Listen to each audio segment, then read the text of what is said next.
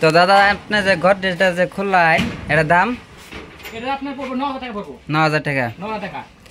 ভিতরে ভিতরে দেখেন, এই দেখেন একদম সুন্দর দেখেন। তো তোমরা দেখতে পারছো কত সুন্দর, কত সুন্দর হাতে আছে। এটা দেখেন, এটা পড়বে আপনার, এটার দাম পড়বে 6000 টাকা পড়বে। এটা দুই পাল্লা 6000 টাকা পড়বে। 6000 টাকা। আর সুযোগ পড়বে 4700 টাকা পড়বে।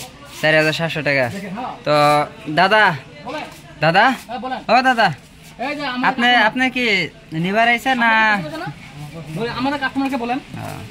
দেখেন কি সুন্দর, দেখেন এই যে আপনার, এই দেখেন এই মালটা দেখেন, এই ভাই এখান দেখেন, এই মালটা অল্প ভালো, এটা 3 পাল্লা, এটা অল্প দাম বেশি পড়বে।